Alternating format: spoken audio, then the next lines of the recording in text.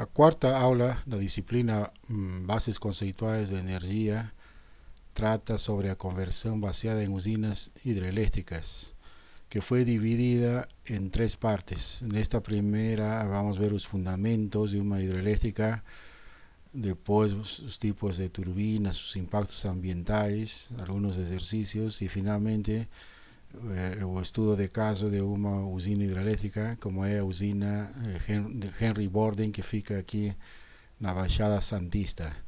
Então, nesta primeira parte vamos ver os temas a seguir: hidrologia, características de uma bacia hidrográfica, a produção de energia elétrica e os componentes de uma hidroelétrica.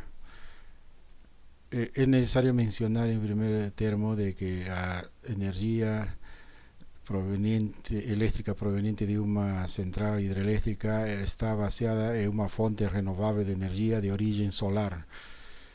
Es de origen solar porque todo obedece al denominado ciclo hidrológico, que acontece pela evaporação da água superficial do planeta por meio da energia solar, na forma de calor que aquece a superfície do mar, dos lagos, rios e da água existente na superfície do planeta, que depois de ser aquecida ela se transforma em vapor e que depois esse vapor na forma de nuvens vai se distribuir no planeta transportada pelo vento, que também é de origem solar. Uma vez que essas nuvens atingem locais com as condições necessárias para produzir a condensação, principalmente pela temperatura, mudança de temperatura, essa nuvem vai cair na água que existente na forma de vapor, vai se transformar em líquido e vai cair nas montanhas e devido ao frio na altura ela vai se transformar em neve, gelo e que depois vai se derreter também utilizando a energia solar e também essa água vai constituir o lençol freático, as águas subterrâneas, vai encher rios, lagos, tudo isso é água doce. Grande parte é água, o vapor foi produzido nos mares. Então a água salgada, devido a esse fenômeno de aquecimento pela energia solar, se transforma em água doce. Então isso aí forma um ciclo. Obviamente isso vai mudar de acordo à latitude, às estações, à época do ano. Então aqui na região sudeste do Brasil estamos num ciclo onde geralmente é no verão onde temos a maior intensidade de chuvas, mas também em certas épocas do ano acontece isso. Outros anos diminui o fluxo de água e tudo isso está sujeito, né, a mudanças. Bom, então a área de estudo que se dedica a analisar esses fenômenos é a denominada hidrologia, que estuda a velocidade com que a água passa pelas diversas fases do ciclo e as variações dessa velocidade em função do tempo e do espaço. Toda essa água que vai cair na forma de chuva, constituindo fontes naturais, lençol freático, lagos, rios, tudo isso vai constituir as denominadas bacias hidrográficas. Essas bacias hidrográficas, a rigor também denominadas bacias imbríferas, seriam as áreas superficiais do solo com a capacidade de coletar a água das precipitações meteorológicas e conduzi-la ao curso da água. Essas bacias hidrográficas vão ter características locais que vão depender de diversas questões, como é principalmente a área da bacia hidrográfica, a topologia, as declividades, as depressões existentes, as características da superfície do solo, as condições geológicas, por exemplo, a existência de vegetação ou não, cultivos. Também influi a geologia, a existência de rochas, camadas geológicas. Outra questão importante são as obras realizadas a montante, né, dos cursos d'água, como são barragens, irrigação, retificação de cursos d'água. Tudo isso vai influenciar na bacia hidrográfica.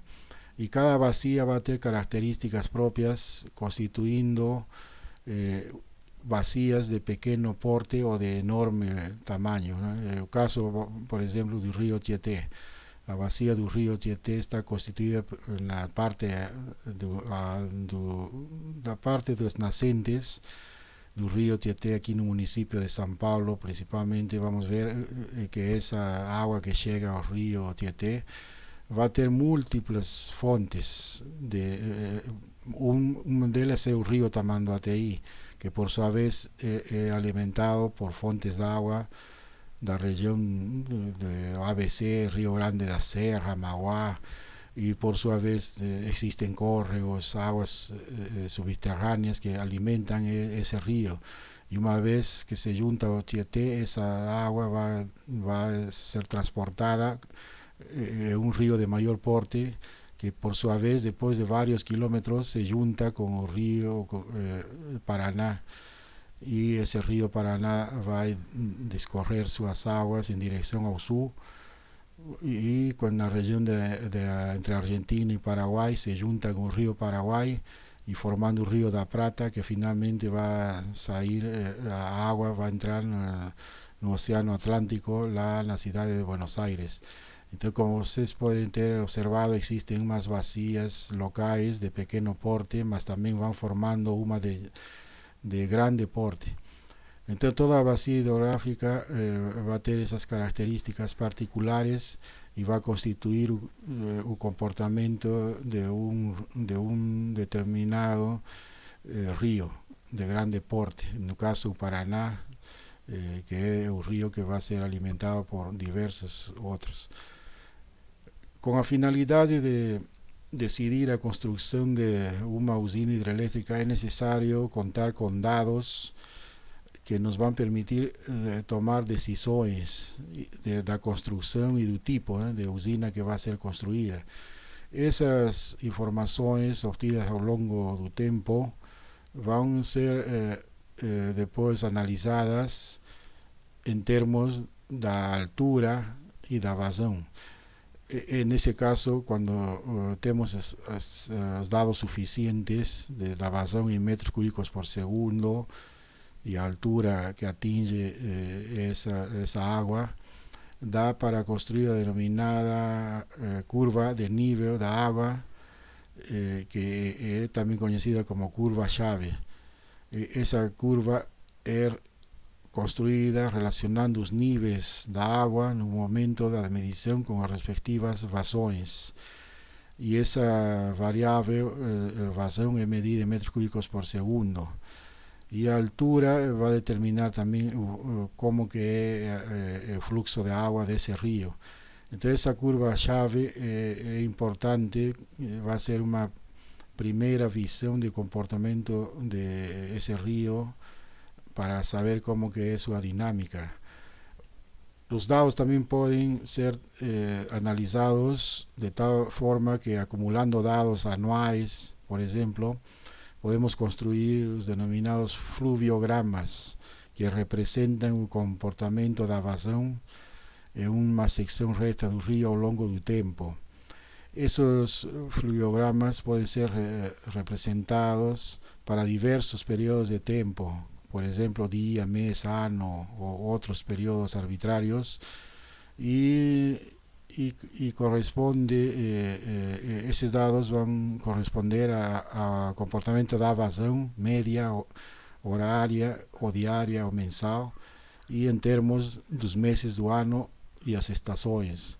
Aquí, por ejemplo, en este fluviograma está representando el comportamiento del río Iguazú en Salto Osorio, Río Grande do Sul. Entonces vemos que ese río en un determinado año tuvo una vazón máxima que aconteció entre octubre y noviembre, ¿no?, de ese año, mas no siguiente año eso aconteció entre mes de mayo.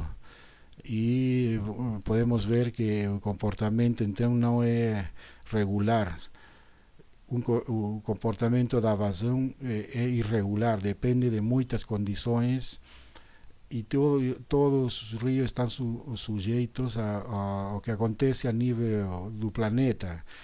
E, por exemplo, quando acontece o fenômeno del Niño no litoral do Pacífico, a água na região entre Perú e Equador, a água do Pacífico vai aquecer quando acontece esse fenômeno e, portanto, vai existir maior evaporação. E ao existir maior evaporação, vamos ter maior quantidade de nuvens e, portanto, aumenta a probabilidade de chuvas. E isso aí é o que realmente acontece. E então vamos ver que esse fenômeno vai se refletir na dinâmica de fluxo de água aqui no Brasil e em vários lugares do mundo. Então, todo o rio então, vai estar relacionado com o comportamento global.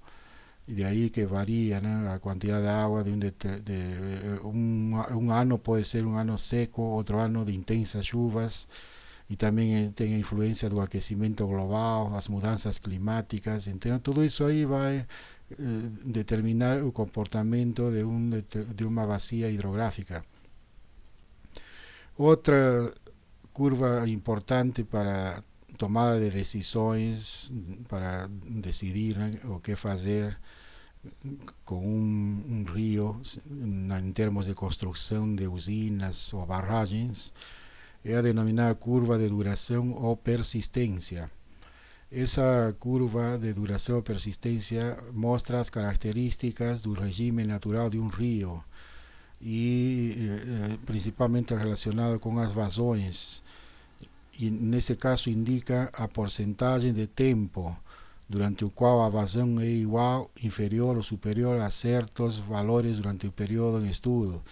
Então sabemos que um ano tem 365 dias, seria o 100%, né, de tempo disponível em um ano. E vamos ver que os rios vão ter uma vazão variável ao longo do ano.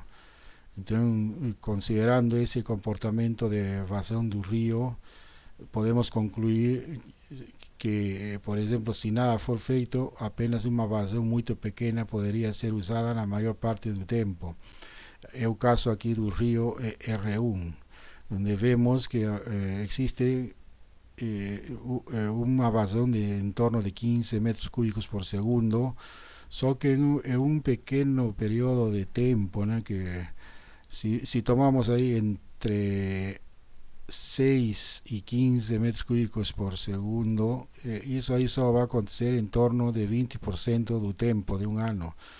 A maior parte do tempo desse rio está na ordem aqui de entre vazão inferior a 3 metros cúbicos por segundo, chegando inclusive a zero.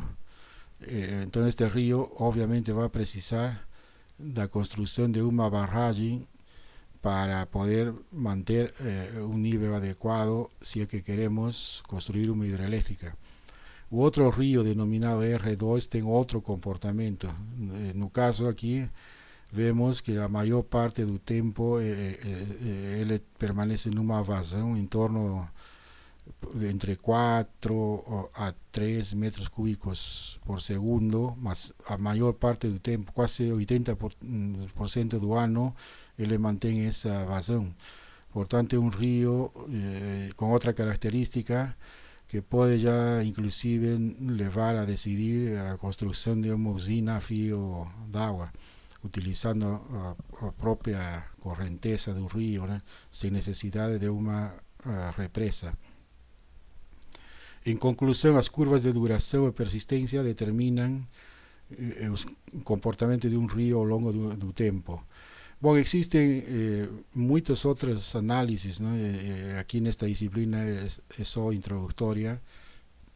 Para saber mais é necessário entrar em disciplinas que tratam com maior profundidade esse assunto, mas fica em conclusão que existem métodos utilizando dados obtidos ao longo de muitos anos para analisar o comportamento de um rio e assim tomar as devidas e corretas decisões. Então, uma vez feito esse estudo e já existindo a decisão de construir uma usina, como se produz energia elétrica? Então, essa energia elétrica está baseada na utilização da energia hidráulica, que por sua vez, energia hidráulica ela nada mais é uma energia mecânica, né? Porque está relacionada com energia potencial e cinética. Y esa energía hidráulica también está relacionada con altura de queda. Entonces, en lugares donde existía agua con una altura de queda suficiente, ya desde varios séculos, esa característica fue utilizada para moer granos, serrar madera, fornecer energía para otras tarefas. Y esa fuerza de las aguas fue utilizada para construir máquinas baseadas principalmente en rodas hidráulicas para producir movimiento rotatorio por medio de eixos, hastes, roldanas, polillas, cabos, engrenajes, y una vez transformada esa energía en energía mecánica rotacional, ahí podíamos construir máquinas como por ejemplo los moinhos hidráulicos y otras máquinas. A partir de ahí ya podemos ver a origen de las turbinas, principalmente turbina Pelton, que vamos a ver después en otra parte de esta aula. Una vez obtido ese movimiento rotacional de la energía hidráulica que hace girar un eixo, en ese eixo podemos ligar un generador eléctrico.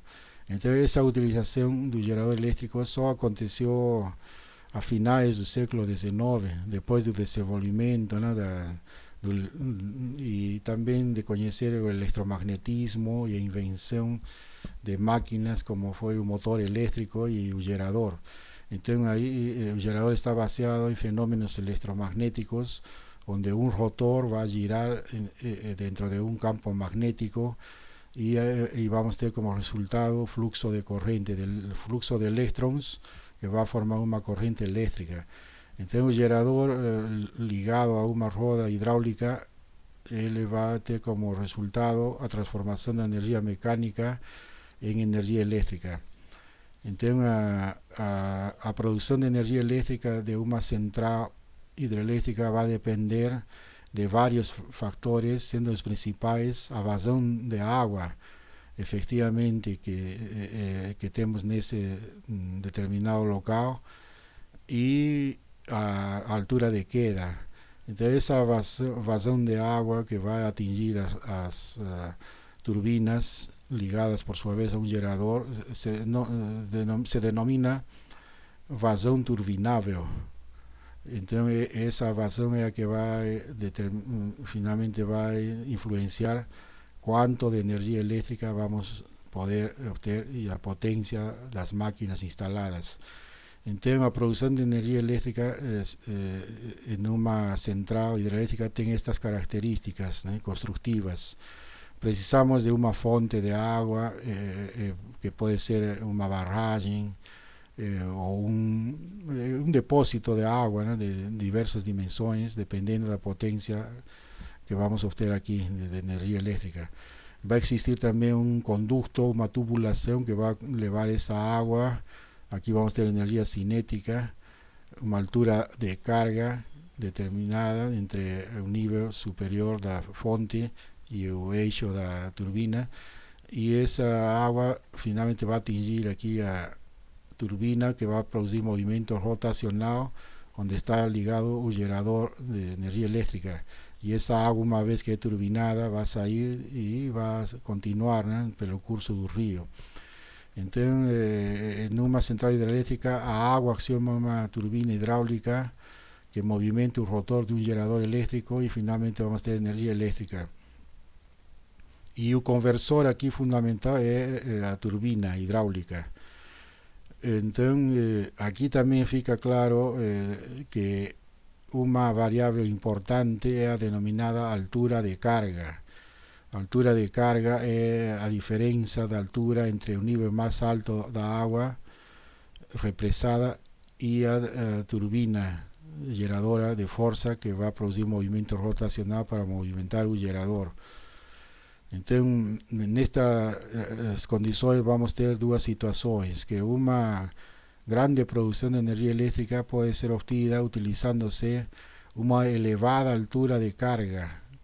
Por ejemplo, a usina hidroeléctrica Henry Bording, que tiene casi 720 metros de altura de queda.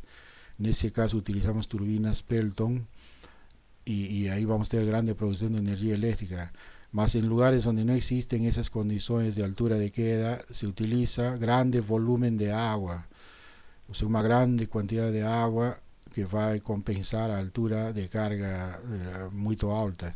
Entonces, cuando utilizamos grande volumen de agua, estamos hablando de alturas de queda inferiores a alturas tan altas como 700 metros. Estamos hablando aquí de alturas en torno de 100 metros, 120, 180 metros, como es el caso de Itaipú. En ese caso utilizamos grande cantidad, un volumen de agua suficiente para movimentar las turbinas. A seguir vemos aquí la complejidad de esas hidroeléctricas está relacionada con las condiciones donde fue decidido su construcción. Entonces toda usina hidroeléctrica va a tener, entre aspas, su personalidad, sus características propias, porque está adaptada al medio, ¿no?, donde está a construcción.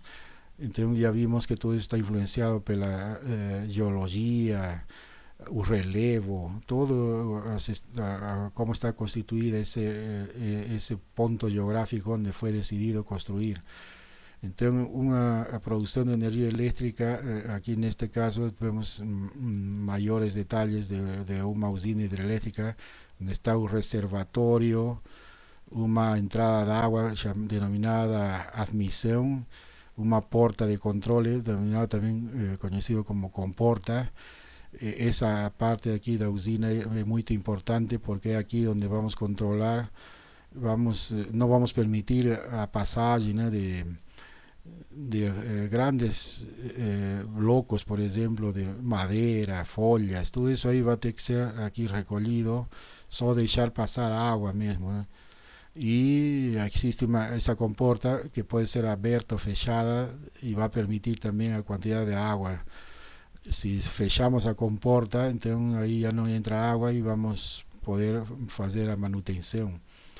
Ese ducto entonces es importante, ¿no?, también llamado conducto forzado, donde finalmente esa agua va a entrar en contacto con la turbina y esa turbina va a producir movimiento rotacional donde va a estar un generador de energía eléctrica que va a producir energía eléctrica a una determinada tensión.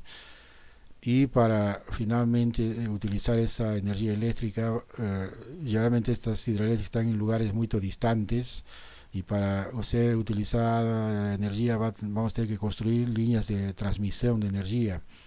Y esas líneas de transmisión pueden ser de algunos kilómetros o de muchos kilómetros, ¿no?, como el caso de usina de Belo Monte, que trae energía desde la región do Pará, o Itaipú, que está en la divisa entre Brasil y Paraguay.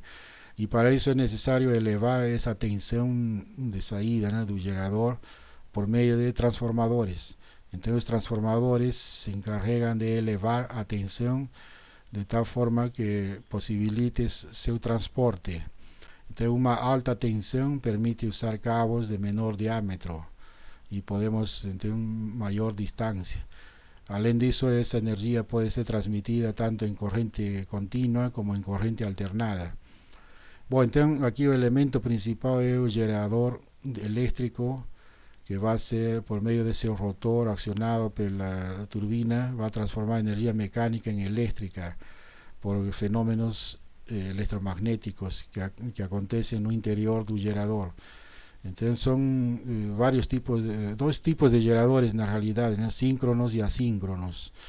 Y aquí en este caso, generadores síncronos son utilizados en mayor cantidad porque los sistemas de potencia deben operar con frecuencia fixa. E aí é mais fácil controlar num gerador síncrono essa frequência fixa que aqui no Brasil é 60 Hz. Então, uma vez feita essa transformação de energia mecânica em elétrica, devemos ver como essa energia elétrica deve ter características ideais para ser transportada. Então, essa produção de energia elétrica na própria usina se utiliza sistemas de realimentação automatizados, né, que permitem verificar e controlar as variáveis envolvidas.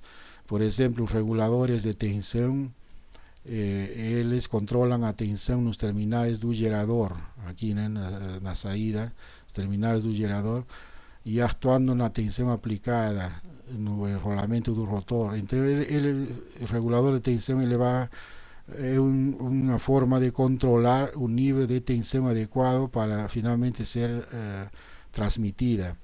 E o regulador de velocidade controla a frequência através da variação de potência atuando na válvula de entrada da água da turbina. Então aqui podemos ter um sistema totalmente automatizado, onde obtendo os valores de velocidade, de frequência, podemos na entrada fazer a regulação, a devida regulação. Então toda usina vai ter um sistema de controle das variáveis elétricas envolvidas para ser enviada na linha de transmissão. Essas variáveis são a tensão, principalmente a forma de onda senoidal, neste caso, corrente alternada, a frequência, né, que deve permanecer fixa em torno de 60 Hz aqui no Brasil. Uma vez feito isso, então vamos ver que toda central, assim em resumo, toda central hidrelétrica vai ter esse reservatório de água, uma tomada de água, a barragem, os condutos forçados que conduzem essa água até as turbinas.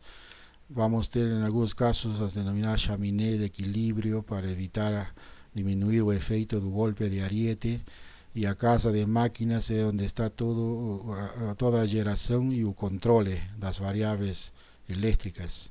E a água vai sair depois, não, até continuar na bacia hidrográfica que corresponde ao rio onde foi construída a usina. Existem então usinas de diversos tipos e cada uma se adapta às condições locais. Neste caso, por exemplo, vemos uma central denominada embarramento, totalmente subterrânea. Então toda a casa de máquinas, todas as turbinas estão no subsolo e a água vai cair quase vertical, entrando nas turbinas por este conducto forçado.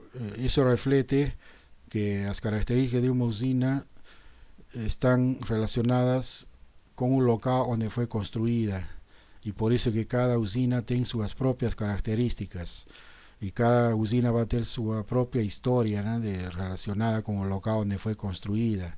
Então, se vemos o caso de Itaipu, vai ter suas características próprias. Belo Monte é outra região amazônica, né, então tem outras características. Aquelas usinas que ficam aqui no rio Tietê têm outras características e assim por diante. Bom, então, quais são os componentes de uma central hidrelétrica? Em resumo, são os seguintes, né? A barragem, que tem a seguinte finalidade: represar a água para captação e desvio, elevar o nível da água para aproveitamento elétrico e também para navegação. Aqui entra a questão dos usos múltiplos da água, porque essa água não vai ser só para gerar energia elétrica, sino para outros usos, incluindo a navegação. A barragem também tem como finalidade represar a água para regularização de vazões e amortecimento de ondas de enchentes, por exemplo. Portanto, a escolha do melhor tipo de barragem para uma determinada secção é um problema tanto da viabilidade técnica quanto do custo. Quando se constrói então uma barragem, é necessário levar em conta os múltiplos usos da água. Além da geração de energia elétrica, é necessário ver otros usos, ¿no? Como son lazer, pesca, navegación, etcétera. Bom, outros componentes de uma central hidrelétrica são os denominados extravasores. Que são os extravasores? São dispositivos que permitem a passagem direta de água para jusante. São necessários para descarregar as cheias e evitar que a barragem seja danificada. Então, são equipamentos, são construções, né, de obras civis, de engenharia civil, que estão relacionadas com a segurança da barragem. Então, quando temos grande quantidade de água, ela vai ter que sair por algum lugar, e esses lugares são os denominados extravasores. Existe uma variante que é o extravasor vertedor, também conhecido simplesmente como vertedor. É uma secção da barragem projetada para permitir a passagem livre de água sobre sua arista. Então, esse extravasor vertedor, ele permite, então, quando chega na parte superficial do lago formado, a água vai descorrer livremente. Outra componente são as comportas, que permitem isolar a água do sistema final de produção de energia elétrica, tornando passíveis trabalhos de manutenção, por exemplo. Então, a manutenção tem que ser periódica e as comportas, então, elas fecham a entrada da água. E em alguns casos também é possível controlar as comportas para determinar o fluxo, a quantidade de água, né, da vazão. A tomada da água também é outra parte de uma hidrelétrica. Tem como principal função permitir a retirada de água do reservatório e proteger a entrada do conduto de danos e obstruções provenientes de congelamento, ondas, corrente e material, né, que flui nessa água, como pode ser folhas, galhos. Todo isso aí, então, na tomada de água deve existir um controle e permitir que a água entre o conduto forçado de forma limpa. Os outros componentes são os conductos, que são importantes, né, porque eles levam a água desde o reservatório até a turbina.